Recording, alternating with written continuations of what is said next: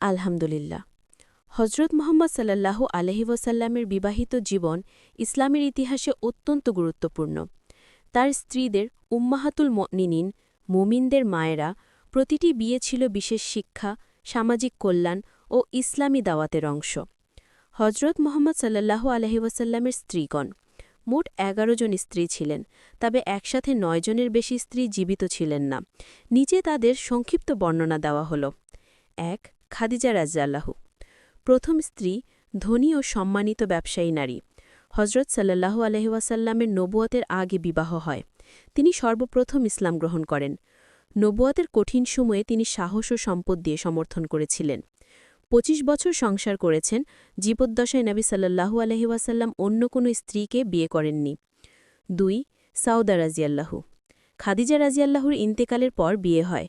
তিনি ছিলেন বিধবা ও সহজ সরল মুসলিমা। মুসলিম নারীদের মর্যাদা রক্ষার জন্য তাকে বিবাহ করেন। ৩. আয়েশা রাযিয়াল্লাহু। আবু বকর রাযিয়াল্লাহু-এর কন্যা। জ্ঞান, বুদ্ধি ও হাদিস বর্ণনায় প্রসিদ্ধ। তিনি ইসলামী ফিকহ ও হাদিসের বিশাল ভাণ্ডার রেখে গেছেন। ৪. হাফসা রাযিয়াল্লাহু। হজরত ওমর ইবনুল খাত্তাব রাযিয়াল্লাহু-এর কন্যা। তিনি ছিলেন ইবাদতপ্রিয়। তার কাছে কুরআনের প্রাথমিক নুসখা সংরক্ষিত ছিল। ৫. জয়নব বিনতে খুজাইমা রাযিয়াল্লাহু। দারিদ্রদের সাহায্যের জন্য পরিচিত ছিলেন উম্মুল মাসাকিন। বিয়ের কিছুদিন পরই ইন্তেকাল করেন। ৬. উম্মে সালমা রাযিয়াল্লাহু।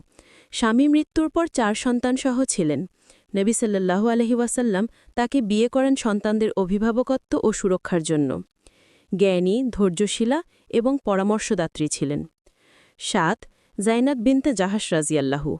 প্রথমে তার বিবাহ হয়েছিল জায়েদ ইবনে হারিসা রাযিয়াল্লাহুর সঙ্গে। পরে আল্লাহর নির্দেশে নবী সাল্লাল্লাহু আলাইহি ওয়াসাল্লাম তাকে বিবাহ করেন। কুরআনে এই বিয়ের উল্লেখ আছে। সূরা আহজাব ৩৭ আয়াত। ৮. জুয়াইরিয়া রাযিয়াল্লাহু। বনু মুস্তলিক গোত্রের যুদ্ধের পর বন্দী হন। নবী সাল্লাল্লাহু আলাইহি ওয়াসাল্লাম তাকে মুক্ত করে বিবাহ করেন। তার মাধ্যমে গোত্রের শত শত মানুষ ইসলাম গ্রহণ করেন। ৯. উম্মে হাবিবা রাযিয়াল্লাহু। আবু সুফিয়ান রাযিয়াল্লাহু-এর কন্যা। তিনি হাবশায় হিজরত করেছিলেন। স্বামী মৃত্যুর পর নবী সাল্লাল্লাহু আলাইহি ওয়াসাল্লাম তাকে বিয়ে করেন। ১০. সাফিয়া রাযিয়াল্লাহু। ইহুদি বংশোদ্ভূত। খাইবার বিজয়ের পর বন্দী হন। নবী সাল্লাল্লাহু আলাইহি ওয়াসাল্লাম তাকে মুক্তি দিয়ে সম্মানের সঙ্গে বিবাহ করেন। ১১.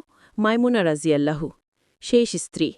তার বিয়ের মাধ্যমে কুরাইশদের সঙ্গে সম্পর্ক আরও সুদৃঢ় হয়। উপসংহার: নবীর প্রতিটি বিয়ে ছিল আল্লাহর হুকুম, সমাজ সংস্কার, বিধবা মহিলাদের সহায়তা এবং ইসলামী দাওয়াত বিস্তারের জন্য। কোনো